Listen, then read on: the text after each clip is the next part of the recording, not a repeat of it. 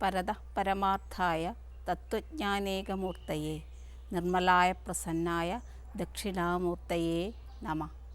പ്രണമ്യ ശിരസാദേവൗ പിതാമഹമഹേശ്വരൗ നാട്യശാസ്ത്രം പ്രവക്ഷ്യാമി ബ്രഹ്മണാ യദുദാഹൃതം.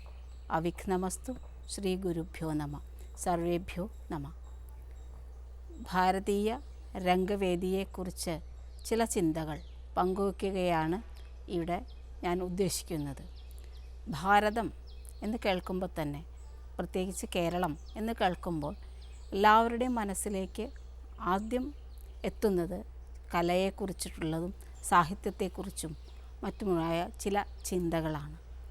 ഭാരതത്തിൻ്റെ ഏതൊരു മനുഷ്യനിലും, ഏതൊരു വർഗത്തിലും, ഏതൊരു ജാതിയിലും അവരവർക്ക് സ്വന്തമായ ഒരു കലാരൂപം ഉണ്ട് എന്നുള്ളതാണ് നമ്മളുടെ വൈശിഷ്ട്യം. എല്ലാവരും, അതൊരു ഗാനമായിരിക്കാം, അതൊരു രംഗകലയായിരിക്കാം, ചിത്രകലയായിരിക്കാം, ശില്പകലയായിരിക്കാം, ഏതെങ്കിലും തരത്തിലുള്ള ഒരു കലാരൂപവുമായി ബന്ധപ്പെടാത്ത ഒരു വ്യക്തിയും ഭാരതത്തിൽ ഉണ്ടാകില്ല എന്നുള്ളതാണ് ഭാരതത്തിൻ്റെ പ്രത്യേകത. ആ തരത്തിൽ നോക്കുമ്പോൾ എന്താണ് കലകൾ എന്നുള്ളത് കൊണ്ട് ഉദ്ദേശിക്കുന്നത്? എല്ലാ കലകളും ലോകത്തിന് ആവശ്യമാകുന്നത് എങ്ങനെ എന്നുള്ളതാണ്. മനുഷ്യന് രണ്ട് പ്രധാന അവയവങ്ങളാണുള്ളത് എന്നാണ് എൻ്റെ ഒരു വിശ്വാസം. ഒന്ന് അവൻ്റെ ഹൃദയവും മറ്റൊന്ന് ബുദ്ധിയും. ബുദ്ധിയിൽ കൂടെ നമ്മൾ യുക്തി അനുസരിച്ച് ചിന്തിക്കുന്നു. ആ യുക്തി അനുസരിച്ച് ലോകം മുന്നിലേക്ക് പോവുകയും ചെയ്യുമ്പോൾ ഹൃദയത്തിലൂടെ നമ്മൾ മാനവികതയ്ക്ക് മുന്നിൽ നിർത്തി, അല്ലെങ്കിൽ മാനവികതയ്ക്ക് ഊന്നൽ നൽകിയിട്ട് ചിന്തിക്കുകയും ചെയ്യുന്നു. രണ്ട് തീരുമാനങ്ങളും രണ്ട് തരത്തിലാണ് ആവുന്നത്. ഉദാഹരണമായി, ഹൃദയപൂർവ്വം എടുക്കുന്ന ഒരു തീരുമാനം ബുദ്ധിക്ക് ഒരിക്കലും നിരക്കുന്നതായിരിക്കില്ല. അതുകൊണ്ട് തന്നെ ഹൃദയപൂർവ്വമുള്ള അല്ലെങ്കിൽ ഹൃദയമുള്ള സഹൃദയന് ആസ്വദിക്കാനുള്ളതും അവൻ്റെ ജീവിതത്തിലെ ചിന്തകളെ ആവിഷ്കരിക്കാനുള്ളതുമാണ് കല. ബുദ്ധിപൂർവമായ ചില ചിന്തകൾക്കുള്ളതാണ് ശാസ്ത്രം എന്നും ഇവയെ രണ്ടിനെയും നമുക്ക് വേർതിരിക്കാവുന്നതാണ്. കലയെക്കുറിച്ച് പറയുമ്പോൾ ഏതൊരു കലയും ഹൃദയത്തെ, അല്ലെങ്കിൽ ഏതൊരു സഹൃദയൻ്റെയും ഹൃദയത്തെ ആഹ്ലാദമുണ്ടാക്കുകയും ആ ആഹ്ലാദത്തിലൂടെ അവന് പ്രീതി അല്ലെങ്കിൽ വിൽപ്പത്തി ഉണ്ടാക്കുകയും ചെയ്യുകയാണ് ഏതൊരു കലയുടെയും ലക്ഷ്യം. അതൊരു ഗാനശകലമായിക്കോട്ടെ, അതല്ലെങ്കിൽ അതൊരു ചിത്രമായിക്കോട്ടെ, ശില്പമായിക്കോട്ടെ. ഇങ്ങനെ നമ്മൾ ചിന്തിക്കുമ്പോൾ ഭാരതീയമായ കലകളെല്ലാം ഒരു ഏകതാനതയെ, അതല്ലെങ്കിൽ ഒരു വിൽപ്പത്തി അല്ലെങ്കിൽ പ്രീതിദ്വാര വിൽപ്പത്തി എന്ന ഒരു ലക്ഷ്യത്തെ മുൻനിർത്തി പ്രവർത്തിക്കുന്നതായി നമുക്ക് കാണാം. ലോകത്തിൽ അറിവ് പകരാനായി ഒരുപാട് പ്രക്രിയകൾ ഉള്ളപ്പോൾ തന്നെ കലയെ അറിവ് നൽകാനും അതിലൂടെ മനുഷ്യനെ ഉയർത്താനും ഒരു ഉയർന്ന നിലവാരത്തിലേക്ക് എത്തിക്കുവാനും ശ്രമിച്ചു എന്നുള്ളതാണ് ഭാരതീയ കലകളുടെ പ്രത്യേകത. ഈ കലയുടെ വൈശിഷ്ട്യങ്ങൾ ഭാരതത്തിലെ പല സ്ഥലത്തും, എല്ലാ സംസ്ഥാനങ്ങളിലും അല്ലെങ്കിൽ എല്ലാ പ്രദേശങ്ങളിലും, ഓരോ പ്രദേശങ്ങളിലും നമുക്ക് കാണാവുന്നതാണ്. ഇത്തരത്തിൽ ഓരോ പ്രദേശങ്ങളിൽ വ്യത്യസ്തമായ കലാരൂപങ്ങൾ ഉണ്ടാകുമ്പോൾ തന്നെ അവയ്ക്ക് ഏതോ ഒരു തരത്തിലുള്ള ഒരു ഒരുമ അല്ലെങ്കിൽ ഒരു ഐക്യം എന്നത് നമുക്ക് കാണാവുന്നതാണ്. എങ്ങനെയാണ് ഈ ഐക്യം ഉണ്ടാകുന്നത്? പല ഭാഷ സംസാരിക്കുന്ന, പല വേഷം ധരിക്കുന്ന, പല സംസ്കാരത്തെ പിന്തുടരുന്ന ഭാരതീയ ജനതയുടെ കലാസങ്കല്പത്തിൽ എങ്ങനെയാണ് ഒരു ഒരുമ അല്ലെങ്കിൽ ഒരു ഏകസ്വരത കാണുന്നത് എന്ന് നമ്മൾ ആലോചിക്കുമ്പോൾ അത് എത്തി നിൽക്കുന്നത് ഭരതമുനിയുടെ നാട്യശാസ്ത്രത്തിലായിരിക്കാം. നമുക്കറിയാം, വേദത്തിലായാലും പുരാണത്തിലായാലും ഇതിഹാസത്തിലായാലും കാവ്യങ്ങളിലായാലും കഥകളിലായാലും നാടോടി ഇതിവൃത്തങ്ങളിലായാലും എല്ലാം കലയ്ക്കുള്ള പ്രാധാന്യം നമ്മളെന്നും മുന്നിൽ കാണുന്നതാണ്. നമ്മുടെ ദേവന്മാർ എല്ലാവരും കലാരസികന്മാരും ഏതെങ്കിലും ഒരു സംഗീതോപകരണമോ വാദ്യോപകരണമോ കൈകാര്യം ചെയ്യുന്നവരുമാണ്. സരസ്വതി വീണയിലും, ലക്ഷ്മി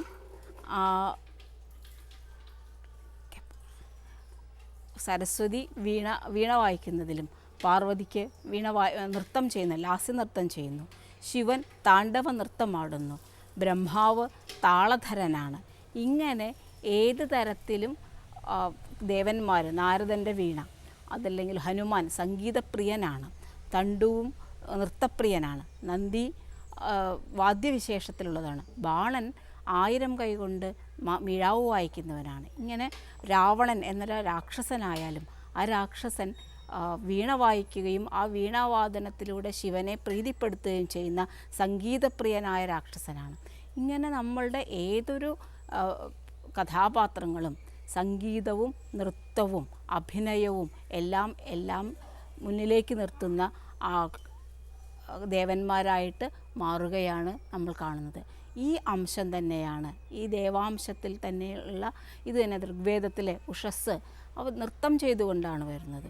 ഇങ്ങനെ ലോകത്തിനെ മുഴുവൻ നൃത്തത്തിലൂടെയും സംഗീതത്തിലൂടെയും വാദ്യത്തിലൂടെയും കാണുന്ന, താമരയിതളിൽ വെള്ളം വീഴുന്ന, അല്ലെങ്കിൽ വീഴുന്ന വെള്ളമാണ് താളത്തിൻ്റെ ആധാരമെന്ന് പറയുന്ന അത്തരമൊരു സങ്കല്പം, ശിവനും ശക്തിയും കൂടിച്ചേർന്നതാണ് താളത്തിൻ്റെ ആധാരം എന്നൊക്കെ പറയുന്ന ഈ ലോകത്ത് എങ്ങനെയാണ് കലയ്ക്കുള്ള പ്രാധാന്യമെന്ന് ഭാരതത്തെ സംബന്ധിച്ചിടത്തോളം നമുക്ക് യാതൊരു സംശയവുമില്ലാതെ കലയുടെ പ്രാധാന്യത്തെ നമുക്ക് കാണാവുന്നതാണ്.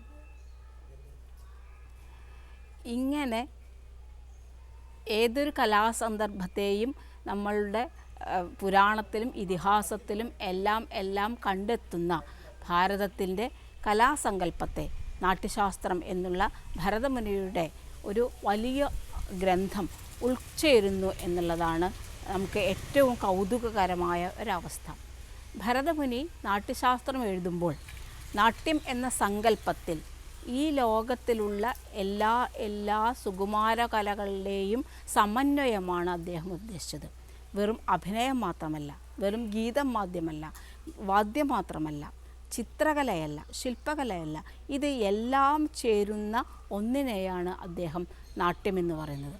ന തത് ജ്ഞാനം ന തത് ശില്പം ന സാ വിദ്യ ന സാ കല നാസോ യോഗോ ന തത് കർമ്മ നാട്യേസ്മിൻ എന്ന വിദ്യതേ എന്ന് ഭരതൻ പറയുമ്പോൾ ഈ ലോകത്തിൽ നമ്മൾ ഒരു മനുഷ്യൻ്റെയും പ്രതിഭ കൊണ്ടുണ്ടാകുന്ന എല്ലാത്തിനെയും നാട്യമെന്ന ഒരു വലിയ ഒരു സങ്കല്പത്തിൽ സമന്വയിപ്പിക്കാനാണ് ഭരതമുനി ശ്രമിച്ചത്. കൂത്തമ്പലങ്ങൾ ഉണ്ടാക്കുന്ന, അതല്ലെങ്കിൽ നാട്യമണ്ഡപം നിർമ്മിക്കുന്ന ഒരു ആശാരിയും അല്ലെങ്കിൽ തക്ഷനും, അതല്ലെങ്കിൽ വേറെ ഏതെങ്കിലും തരത്തിലുള്ള ഒരു ശില്പം രചിക്കുന്ന അല്ലെങ്കിൽ ഒരു ചിത്രം രചിക്കുന്ന എല്ലാവരും കലകളിലാണ് കലാകാരനാവുകയും അവരെ മുഴുവൻ നാട്യത്തിലേക്ക് ഉൾപ്പെടുത്തുകയും ചെയ്യുക എന്നുള്ളതാണ് ഭരതമുനി ചെയ്യുന്നത്. ഈ ഭരതമുനിയുടെ നാട്യശാസ്ത്രത്തെ ലോകത്തിൽ എങ്ങനെയാണ് പ്രചരിക്കുന്നത് എന്ന് നോക്കിയാൽ എല്ലാ കലാകാരന്മാരും നാട്യശാസ്ത്രം പഠിച്ച് കലാരൂപം അവതരിപ്പിക്കുന്നു എന്നല്ല, ലോകത്തിലെ ഏതൊരു കലാകാരനും ചെയ്യുന്ന കലാപ്രവൃത്തിയെ അല്ലെങ്കിൽ കലാരൂപത്തെ നമുക്ക് നാട്യശാസ്ത്രത്തിലേക്ക് സമന്വയിപ്പിക്കാൻ കഴിയും എന്നുള്ളതാണ് നാട്യശാസ്ത്രത്തിൻ്റെ പ്രത്യേകത. ഒരു ഉദാഹരണമായിട്ട് നാട്യശാസ്ത്രത്തിൽ 4 തരം വാദ്യങ്ങളെയാണ് പറയുന്നത്: തതം, അവനദ്ധം, ഘനം, സുഷിരം എന്നുള്ളത്. ലോകത്തിലെ ഏത് വാദ്യം എടുത്തു നോക്കിയാലും ഈ 4ൽ ഏതെങ്കിലും ഒരു കാറ്റഗറിയിൽ, ഒരു വിഭാഗത്തിൽ ഉൾപ്പെടുന്നു എന്നുള്ളതാണ്. ഇതാണ് ഭരതമുനിയുടെ ഒരു കൽപ്പന, വിശ്വമാനവികതയുടെ ഒരു സങ്കല്പനം ഭരതമുനിയുടെ നാട്യശാസ്ത്രത്തിൽ നമുക്ക് കാണാം. അതുപോലെ ഏതൊരു കഥാപാത്രത്തെയും, ലോകത്തിലുണ്ടാകുന്ന ഏതൊരു കഥാപാത്രത്തെയും നമുക്ക് നാട്യശാസ്ത്രത്തിലെ ഒരു കഥാപാത്ര സങ്കല്പവുമായി ഇണചേർക്കാവുന്നതാണ്. അവരാരും നാട്യശാസ്ത്രം പഠിച്ചിട്ടാണ് ഈ കലാരൂപം അവതരിപ്പിക്കുന്നത് എന്നില്ല. പക്ഷേ നാട്യശാസ്ത്രത്തിൽ ഇതിൻ്റെ എല്ലാം മൂലം നാട്യശാസ്ത്രമാണ് എന്നുള്ള തരത്തിൽ, അല്ലെങ്കിൽ അത്തരം സങ്കല്പനങ്ങൾ ഒത്തുചേർന്നതാണ് ഭരതമുനിയുടെ നാട്യശാസ്ത്രം എന്നുള്ളത്. ഈ നാട്യശാസ്ത്രം ഉണ്ടാക്കുന്നതിനെക്കുറിച്ചൊരു കഥയുണ്ട്. ഈ കഥ തന്നെ ഭാരതീയരുടെ കലാസങ്കല്പത്തിലുള്ള ഒരു വലിയ ഉദാഹരണമാണ്. ദേവന്മാരും അസുരന്മാരും തമ്മിൽ എന്നും പരസ്പരം വിദ്വേഷം കൊണ്ടു നടക്കുകയും പരസ്പരം കലഹിക്കുകയും ചെയ്യുന്നവരായിരുന്നു. ഈ കലഹം മുഴുവൻ ബുദ്ധിയുടേതായ ഒരു പ്രവൃത്തിയിൽ നിന്നാണ് ഉണ്ടാകുന്നത്.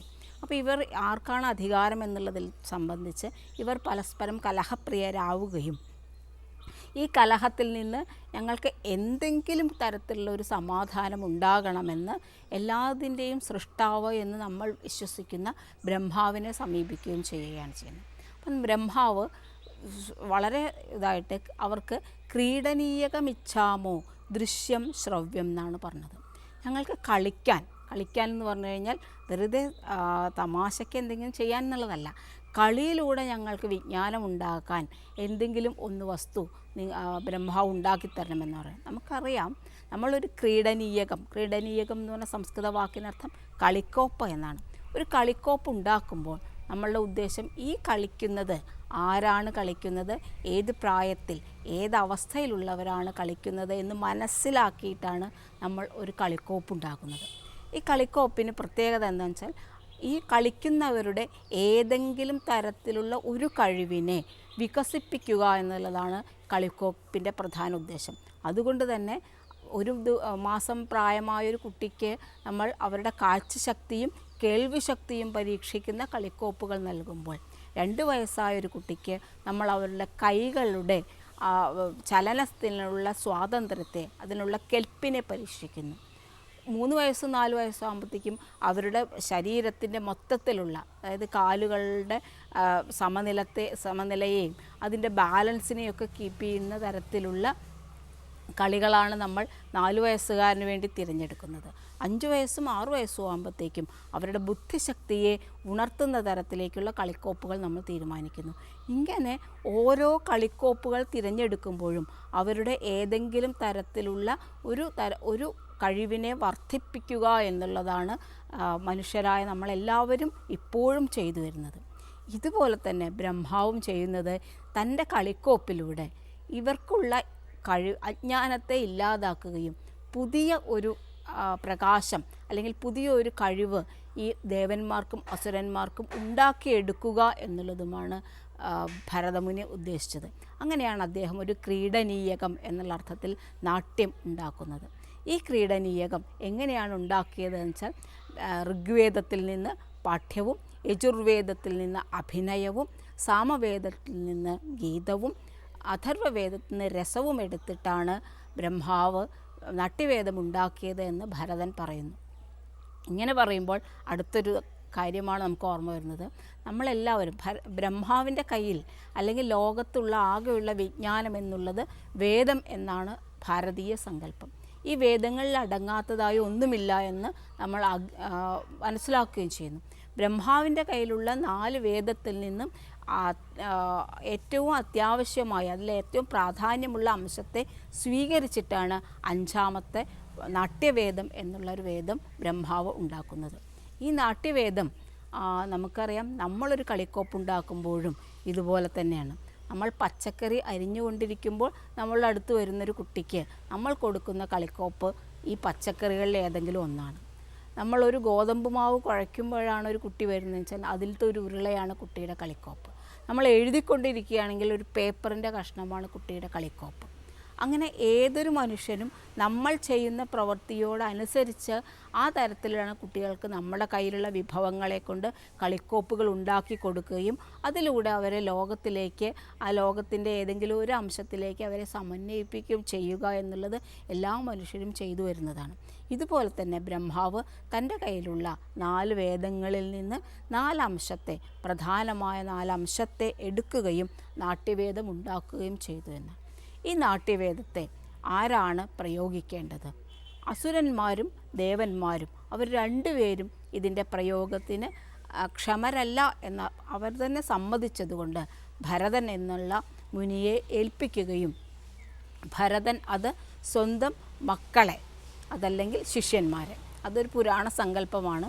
പുരാണ സങ്കല്പം അനുസരിച്ച് ശിഷ്യന്മാരും മക്കളും ഒരുപോലെയാണ്. മക്കൾ ശിഷ്യന്മാരുമാണ്, ശിഷ്യന്മാർ മക്കളുമാണ്. അപ്പോൾ ഭരതൻ്റെ ശിഷ്യന്മാരായ മക്കളെ അല്ലെങ്കിൽ മക്കളായ ശിഷ്യന്മാരെ ഭരതൻ ഈ നാട്യവേദം അഭ്യസിപ്പിച്ചതിന് ശേഷം ഇത് എവിടെയെങ്കിലും അവതരിപ്പിക്കണം എന്ന് ആലോചിക്കുകയും ആദ്യം അത് ബ്രഹ്മാവിൻ്റെ മുന്നിലും പിന്നീട് വിഷ്ണുവിൻ്റെ മുന്നിലും ശിവൻ്റെ മുന്നിലും ഇത് അവതരിപ്പിക്കുകയും ചെയ്തു. ശിവൻ ഇതിൽ നൃത്തത്തിൻ്റെ അംശം കൂടി ചേർക്കാൻ വേണ്ടി താണ്ഡവമെന്നും ലാസ്യമെന്നുമുള്ള 2 നൃത്താംശങ്ങളെ ഈ നാട്യത്തിലേക്ക് ചേർത്ത് വെച്ചു. നൃത്തമാണ് പ്രായേണ സർവലോകസ്യ നൃത്തമിഷ്ടം സ്വഭാവതഃ എന്നുള്ളത് കൊണ്ട് തന്നെ നൃത്തത്തെ നാട്യത്തിലേക്ക് യോജിപ്പിച്ചു വെച്ചു. പിന്നീട് തണ്ടു ആണ് താണ്ഡവ നൃത്തത്തിൻ്റെ പ്രയോക്താവ് എന്നും പറയുന്നു. പിന്നീട് വിഷ്ണു ആണെങ്കിൽ ഇതിലേക്ക് കൈശികി എന്നൊരു വൃത്തിയെ കൂടി ഇതിലേക്ക് ചേർത്ത് വയ്ക്കുകയും ചെയ്തു.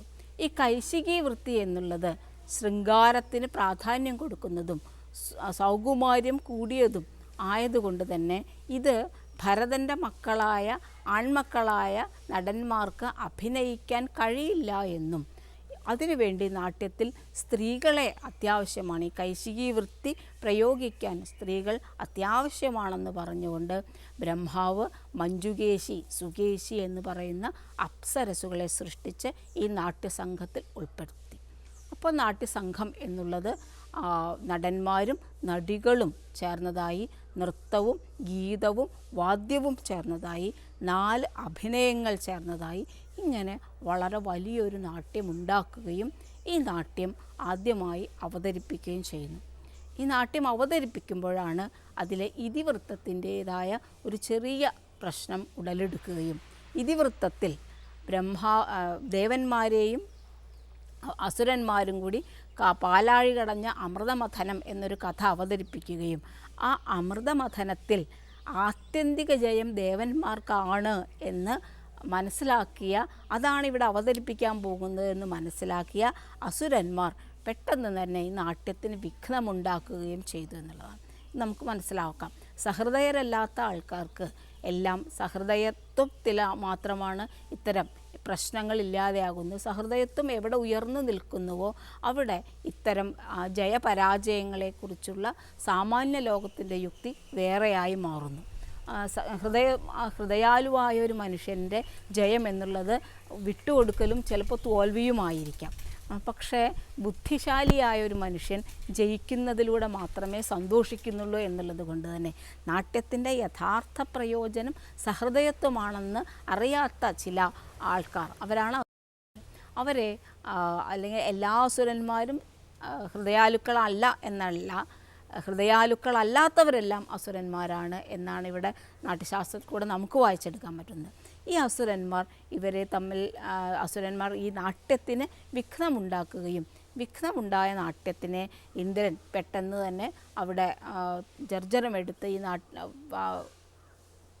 പ്രശ്നമുണ്ടാക്കുന്ന അസുരന്മാരെ എല്ലാം അടിച്ചോടിക്കുകയും ചെയ്തു എന്നാണ്. പിന്നീടുള്ള അടുത്ത പ്രയോഗം മുതൽ, നാട്യപ്രയോഗം മുതൽ ഒരു തീരുമാനത്തിലെത്തി ഇവർ തമ്മിൽ അതായത് നാട്യം കണ്ടാൽ മനസ്സിലാവുന്നവർക്ക് അല്ലെങ്കിൽ നാട്യത്തിൽ സഹൃദയത്വമുള്ള പ്രേക്ഷകർക്ക് മാത്രമേ നാട്യം ആസ്വദിക്കാൻ കഴിയുള്ളൂ എന്നുള്ളത് കൊണ്ട് അത്തരം ആൾക്കാർക്ക് വേണ്ടിയിട്ട് ഒരു നാട്യമണ്ഡപം ഉണ്ടാക്കണമെന്ന് ബ്രഹ്മാവ് തീരുമാനിക്കുകയും അങ്ങനെ ഒരു വിശ്വകർമാവ് നാട്യമണ്ഡപം ഉണ്ടാക്കുകയും ചെയ്തു. ഇതിനിടയിൽ ബ്രഹ്മാവ് ദേവന്മാരെയും അസുരന്മാരെയും വിളിച്ച് നാട്യം എന്ത് എന്ന് പറയാണ് നിങ്ങളുടെ മാത്രമോ അല്ലെങ്കിൽ ദേവന്മാരുടെ മാത്രമോ കഥയല്ല ഈ നാട്യത്തിൽ നമ്മൾ അവതരിപ്പിക്കുന്നത്. ത്രൈലോക്യസ്യ സർവസ്യ നാട്യം ഭാവാനുകീർത്തനം എന്നാണ്. ഈ ത്രൈലോക്യത്തിലുള്ള എല്ലാ വിഷയങ്ങളും നാട്യത്തിൻ്റെ ഭാഗമായി വരികയാണ് ചെയ്യുന്നത്. അതുമാത്രമല്ല, ഈ നാട്യം എന്താണ്? സപ്തദ്വീപ അനുകരണമാണ്.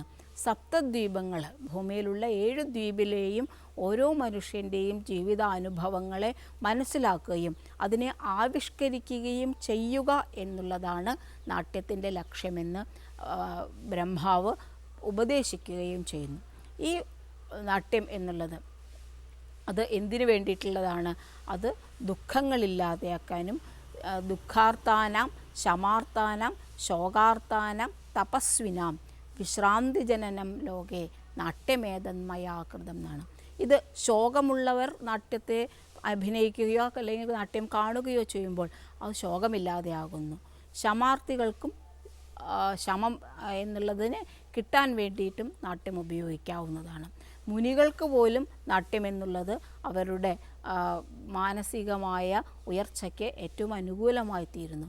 ഇങ്ങനെ ലോകത്തിലുള്ള എല്ലാവർക്കും വേണ്ടി എല്ലാവരുടെയും വിഷയത്തെ ഉൾപ്പെടുത്തി എല്ലാവരെയും ഉൾപ്പെടുത്തി അതായത് നമ്മൾ പറയുന്ന ഉച്ചനീചത്വങ്ങളോ അതല്ലെങ്കിൽ വർഗഭേദങ്ങളോ ഒന്നുമില്ലാതെ എല്ലാം ഒന്നായാൽ മാത്രമേ നാട്യമുണ്ടാകൂ, ആ നാട്യത്തിൽ കൂടെ മാത്രമേ ആത്യന്തികമായ സൗഖ്യമുണ്ടാകൂ എന്ന് പറഞ്ഞുകൊണ്ടാണ് ഭരതമുനി തൻ്റെ നാട്യശാസ്ത്രത്തെ ആദ്യത്തെ അധ്യായത്തിൽ അവതരിപ്പിക്കുന്നത്.